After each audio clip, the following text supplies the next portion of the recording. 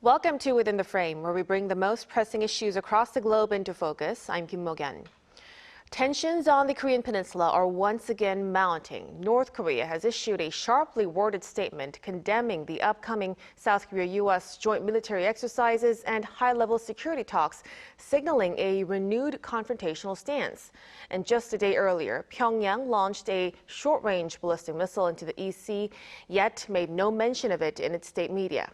In response, Seoul issued its first public condemnation since President Lee took office, warning against actions that heighten inter-Korean tensions. And over in Washington, efforts to revive the long-stalled North Korean Human Rights Act are gaining traction once again, pointing to a shifting policy direction under President Trump's second term. So to help us break down the latest situation, we are joined in the studio by Kim Mok-yeon, Senior Research Fellow at the Institute for National Security Strategy. A big welcome. Good evening. And also joining us is Brian Myers, Professor of International Studies at Dongseol University. Good to see you. Good to see you too. So let's start with Dr. Go, with North Korea's Defense Minister No Kwang-cheol's statement criticizing the U.S.-South Korea joint military drills and the SCM as well. What do you think prompted Pyongyang to deliver such a message right now? So I think it's coincided with the occasion of the joint military exercise of Freedom Flag that was held last week. And I think the North Koreans were also concerned about the arrival of the U.S. aircraft carrier, George Washington. And I think this action, in fact, prompted North Korea to react this way because I think North Korean waited for Trump administration to have assume more of a softer stance towards North Korea, especially because in the light of President Trump's message to Kim Jong-un urging a dialogue and meeting when Trump was here in Korea for the occasion of the APEC summit. So seeing this kind of, the continuation of joint military drills, which North Koreans always held as a sign of continued hostile attitude by the United States, I think it essentially compelled North Korea to react. Nonetheless, I don't think this reaction means that North Korea is essentially decided that they are not going to engage in dialogue with the United States. I think it's one of these actions that both sides, the United States and Korea, South Korea on one hand, and North Korea on the other side, they engage before engaging a meaningful dialogue. Essentially, it's a way to send a message to the other side that they are not, they are negotiating from position of strength. They are going to essentially defend their existing position regarding denuclearization, regarding the continuation of the military drills, and also the importance of the alliance. So it's a typical strategic moves and signaling exercise that both sides are engaging. So I think even though it raises tension in the Korean Peninsula, I wouldn't judge it as if that this represents the end of the engagement efforts on both sides. So there's still room for dialogue. Now, building on this, some analysts actually say that Pyongyang's targeting of these drills and defense meetings points to more than just a military deterrence strategy. Professor Myers, what kind of political calculation do you think is behind this? Well, North Korea has been criticizing this kind of thing for over half a century now, including events that were pretty trivial. And I think this time the alliance has been engaging in behavior that Pyongyang was bound to consider provocative. I mean, you've got Freedom Flag, you've got the aircraft carrier docking in Busan, which Dr. Go referred to, and South Korea's defense minister has said that Kim Jong-un is going to lose sleep over the nuclear-powered submarine that South Korea wants to build. That's a pretty strong statement for a progressive government to make. So I think we could expect criticism from Pyongyang. And if anything, I think the defense minister's statement was actually quite restrained by North Korean standards. It was certainly not as fiery or insulting a statement as many of the regime's responses to exercises have been. I think it may also have been made for Russia's benefit. There's been a lot of speculation in recent weeks about whether Kim Jong-un wants to meet Donald Trump. So Kim may be feeling the need to reassure Moscow that he is committed to preserving a unified front against the United States. So, Dr. Myers, excuse me, Dr. Maya said that the tone of North Korea's defense minister is actually kind of restrained. But we also hear that, there's also hints that Pyongyang is ready to take more aggressive action moving forward. So how do you see the chances for the regime to, escalate its provocative level, Dr. Go? So I think the typical way North Korea escalates tension is by carrying out missile tests. And then there are, the main driver behind the missile test by North Korea. Many times it's strategic, send a signal to the other side that they are capable of escalating tension as well as provoking the other side. But also another important driver behind the North Korean missile provocations are their need to complete their development. And we know that North Korea has recently unveiled a new ICBM. Hwasong-20, which is made of composite materials and which increase the performance of these missiles. And chances that North Korea could be upgrading their other missiles, shorter range missiles and medium range missiles, with the new composite materials which they probably have obtained from Russia. So, and this represents another level of threat for South Korea and the United States and Japan. So I think the message of from North Korea that they're going to engage in more aggressive action in the future, I think it likely refers to their plan to carry out further development on the missile front. So it wouldn't be surprising to see more action coming from Pyongyang. Now, shifting a little bit to the recent actions on the ground. So on the 7th, a day before the statement has been released, North Korea fired a short-range ballistic missile into the East Sea, but curiously made no mention of it in its state media. Professor Myers, what does this selective messaging suggest about their intent? Well, just because something isn't mentioned on North Korea's nightly TV news or in the main newspaper doesn't necessarily mean that it's not being discussed on the ground, so to speak, in party instruction or in propaganda at farms and factories. But these short-range ballistic missile launches or salvos have become so common over the past 10 years that they're really not such big news anymore, especially not with, solid-fueled ICBMs and other sensational things being launched every year or so. And you've got North Korean soldiers fighting in a hot war on the other side of the world. And this last launch, I think, wasn't really much of a provocation of the alliance either. I mean, one short-range missile fired into the East Sea, that's become such a common North Korean response to our exercises that it doesn't really escalate the tension much. It's really at the bottom level of North Korean provocations. So the regime, as I see it, is basically saying, look, we see your joint exercise and we're not intimidated by it. But that, I think, is about the extent of the messaging. Right. Thank you for pointing that out, Dr. Myers. It has been quite common for North Korea to condemn those exercises, too. But in response to this, Seoul's defense ministry actually publicly condemned North Korea's actions, urging the North to immediately stop heightening tensions. But this is quite important because it's the first time for the new Lee Jae-myung administration to directly denounce a North Korean missile launch. How would you assess Seoul's approach here, Dr. Go? No, I think it's a natural reaction to the fact that North Korea is now engaged in the South in dialogue. And North Korea is clearly more engaged with Russia and China at this moment. And I think the reason is because North Korea wants to show that they are not by themselves. So they are part of a much bigger grouping alongside China and Russia. And then actually this compels South Korea to react by prioritizing South Korea's coordination with the United States and Japan. So in this case, coordination means not just in terms of defense posture, but also in policies. So I think Lee Jae-myung administration, because started the tenure this year, has to reassure United States and Japan that it's not going to be the repeat of the engagement policy that our allies have witnessed in the past, that this is going to be a pragmatic diplomacy, that they're going to approach North Korea with like a very, cool eyes, essentially treating North Korea the way it is, that it's a country that we have to engage, but at the same time, it's a very serious violator of human rights. So I think this is the reason why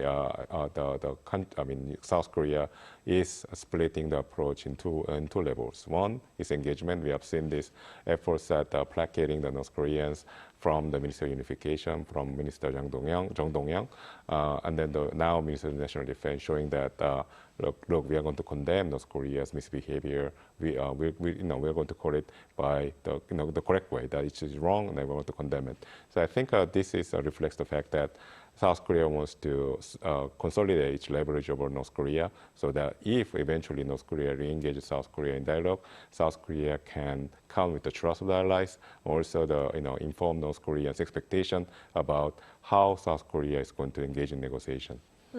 So we're still keeping the dual approach right now.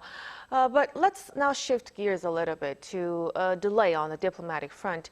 The release of the ROK-U.S. summit fact sheet is being held up with speculation centering on issues that's tied to the nuclear-powered submarines. South Korea wants to build them domestically while sourcing nuclear fuel from the U.S. So if this plan actually moves forward, Professor Myers, what impact could it have on the Seoul-Washington strategic alliance and also Seoul's push for defense autonomy?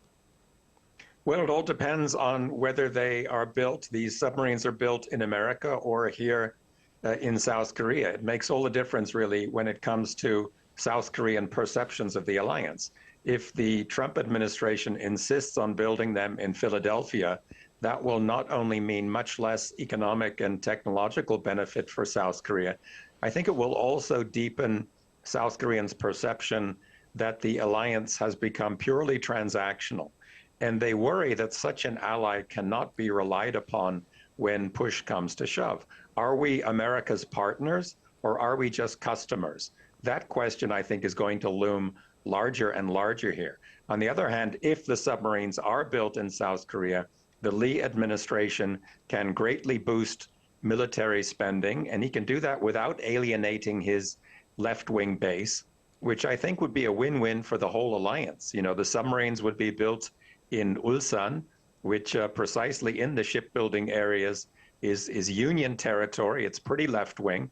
And if the Americans are smart, they will think this is how we finally get South Korea's hard left fully on board with strengthening the alliance and perhaps engaging in trilateral naval cooperation with Japan. As for defense autonomy, I think that's going to be limited anyway if the submarines need uranium fuel from the United States, which can presumably be cut off at any time. But as Dr. Yoo Ji-hun was saying in the first half of this hour on Arirang, there's an awful lot of military advantages to be had from nuclear-powered submarines, and it's certainly going to be a big step towards a blue water navy. Right, so this nuclear-powered submarines may be more than just a defense issue. It's a very important flashpoint that's getting attention from our neighbors as well. So speaking of neighbors, Dr. Go, how do you think the latest push for nuclear-powered submarines from South Korea affect inter-Korean dynamics or even shift the broader discourse on denuclearization? So I think it's clearly going to affect North Koreans' strategic calculations. And the reason is because we don't know how the nuclear submarines for South Korea will end up being, whether it's going to be built by the Americans or South Koreans themselves. So it's an open question for now. But nonetheless, it's likely that South Korea is going to possess nuclear submarine capability in the near future. And if these nuclear submarines can carry ballistic missiles, whether it's conventional or nuclear tipped, most likely conventional, it represents a second strike capability which undermines North Korea's nuclear threat. So in that sense, I think North Koreans will have to recalculate their nuclear strategy. So in that sense, it could be a game changer in the Korean Peninsula, which enhances the deterrence posture for South Korea, as well as inducing the strain on the part of the North. So I think this is going to change the North Korean strategic calculation for sure. But then on the other hand, North Korea could claim that the Korean Peninsula is no longer nuclear free. Therefore, they could take this as an example of to rationalize their own nuclear capability buildup. So, but overall, I think nuclear submarines for South Korea represents a net benefit for South Korea's security. So we'll be looking to how this develops moving forward. But speaking of the Axis, actually last week, Viktor Goromykin, the head of Russia's main military political dictatorate, visited North Korea and held meetings with senior military leaders there.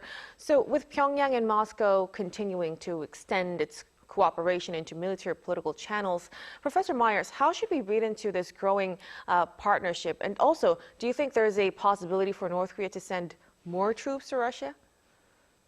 Well, I was very intrigued by that term, military political cooperation. That's a term that you don't see every day.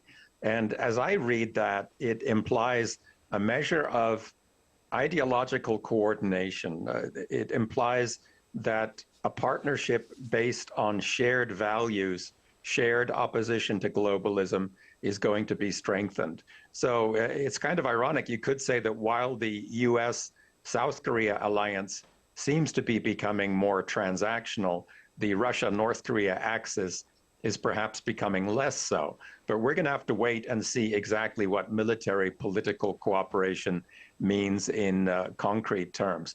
As for North Korea sending more troops, I would say that is a very real possibility, considering Kim Jong-un's very ostentatious commemoration of his soldiers' heroism just last month. You know, at that event, he said very clearly that the military brotherhood between Russia and North Korea would, quote, advance nonstop, unquote. So I don't think there's going to be a huge surge in soldiers. I think it might be domestically risky if too many young men come home in body bags. But I do expect the dispatches to continue really until the conflict with Ukraine ends. Right. So with Moscow and Pyongyang syncing up both politically and militarily, it's a development that we'll really have to watch very closely. Now, let's turn to Washington. A bill has been introduced in the U.S. House to reauthorize the North Korean Human Rights Act, which had been stalled for the past 3 years. So given that President Trump's renewed emphasis on diplomacy with the North is highlighted, what are the odds of this bill being passed, Dr. Go, and what kind of variables could be in play? Well, it's clearly well intentioned. I think it's a really good message coming from Washington that someone in Washington is still paying attention to what's going on in North Korea on the human rights front. But nonetheless, I don't think President Trump is going to put too much weight on this initiative. And the reason is because he's yet to appoint a special envoy for North Korean human rights. That position is still vacant. So I don't think his priority is there yet. And also, President Trump has shown skepticism about emphasizing these kind of norms in dealing with countries like North Korea or Russia or China. So I think he tends to highlight the economic side or the military side. So he believes in hard power rather than soft power. So I don't think President Trump is going to make the human rights the spearhead of his policy on North Korea. It's less likely. It's more about engaging the North. So, but nonetheless, it's very good to see that the Washington political class is aware of this situation and the human rights situation in North Korea, and is continue working to improve human rights records in the North. So I think it's actually it's a good sign, I would say. So we'll have to see how President Trump's next moves would shape the future of this act. Now, we'll have to conclude our discussion right here. Thank you so much for your insights, Professor Myers. Thank you for having me. And of course, Dr. Go, we appreciate it. My pleasure.